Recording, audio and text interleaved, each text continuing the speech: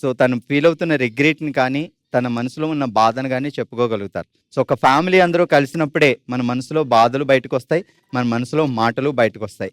ఆ రౌండ్ పేరే మనసులో మాట.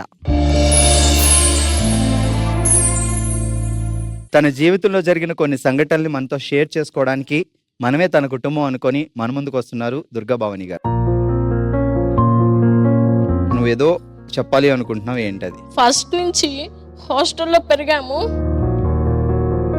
వాళ్ళ తండ్రి తల్లిదండ్రులు వస్తుంటే నాకు మా నాన్నుంటే బాగుండు అని చాలా మా నాన్న ఒళ్ళో పడుకొని మా నాన్న నన్ను ఎత్తుకుంటే ఎంత బాగుండో అనిపించింది. ఇప్పటికన్నా అమ్మ నాన్న ఒక దగ్గర అవ్వాలని ఇప్పటికీ నేను అదే కోరుకుంటాను. పిల్లల్ని దూరం చేసుకోవాకండి, వాళ్ళకుండే సజెషన్స్ చాలా ఉంటాయి. తమ్ముడు ఉన్నాడు, తమ్ముడికి నేను చెప్పుకోలేను, తమ్ముడికి నాకు చెప్తుంటే నేనేమైపోవాలి అని అనిపిస్తుంది. అసలు నాన్నగారు అమ్మ ఎందుకు విడిపోయారు? Family issues sir. సో నాన్నగారు వేరే చోట, అమ్మగారు వేరే చోట. చిన్నప్పటి నుంచి హాస్టలే? చిన్నప్పటి నుంచి హాస్టల్. మాకు తినటం రాదు, స్నానం చేయటం రాదు, బట్టలు వేసుకోవడం రాదు. ఏదో ఆయమ్మలు అలా అలా చేసుకోవటం చేత కాదా తిడుతూ కొడుతూ అలా అలా ఉండేవాళ్ళం. సో ఎప్పటి వరకు ఉన్నారు హాస్టల్లో అలాగా? 17 years దాకా సార్. హాస్టల్లో ఉన్న రోజులు గుర్తు చేసుకుంటే ఎలా ఉంటుంది ఇప్పుడు? నరకం సార్, చాలా ఇబ్బందులు ఉంటాయి సార్.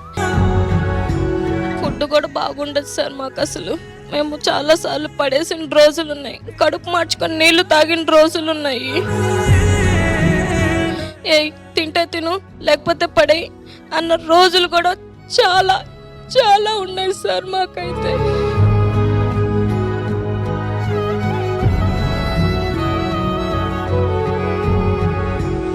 తమ్ముడు పేరేంటి?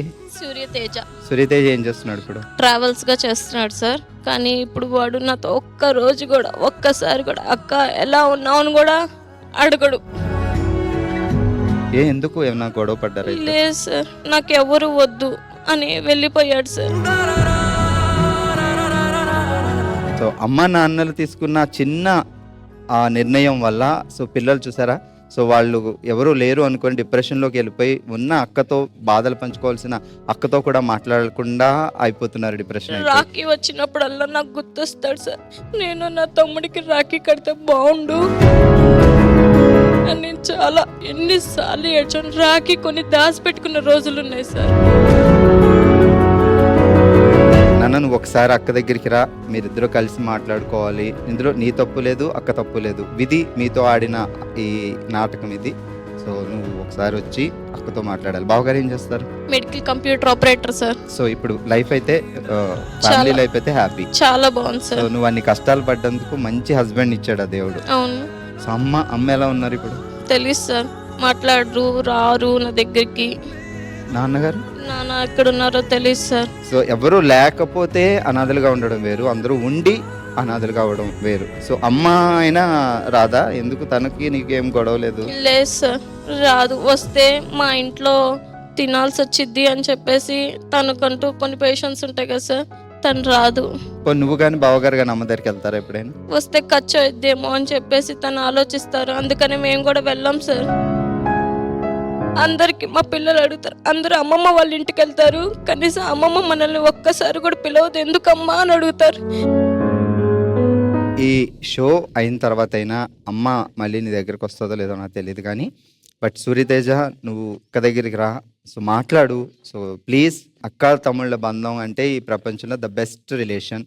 సో నీకు అక్క ఉంది, అలాంటి రిలేషన్ మిస్ చేయకు. సో ఫ్రస్ట్రేషన్లో ఉన్నావు కానీ సో ఒక్కసారి అక్క దగ్గరికి వచ్చి సో నీ మనసులో బాధ ఏంటో తనకు చెప్తే తను ఇన్ని రోజులు దాచుకున్న బాధ నీతో చెప్పుద్ది. సో డెఫినెట్గా తమ్ముడు నువ్వు కలవాలి. మంచి హస్బెండ్ దొరికాడు కాబట్టి నీకు ఇప్పటి నుంచి అన్నా హ్యాపీగా ఉన్నావు. ఇన్నాళ్ళు అమ్మ నాన్న తమ్ముడు సో ఎవరి ప్రేమ నీకు దొరకలేదు అని బాధపడుతున్నావు. బట్ ఈ బ్రదర్ దగ్గరికి వచ్చావు కాబట్టి సో నిన్ను ఉట్టిగా అంటే ఎప్పుడు పండక్కి ఎవరింటికి వెళ్ళలేదన్నావు కదా, ఇప్పుడు పుట్టింటికి వచ్చావు కాబట్టి నీకు చీర సారీ ఇచ్చే పంపాలి. ఓకేనా?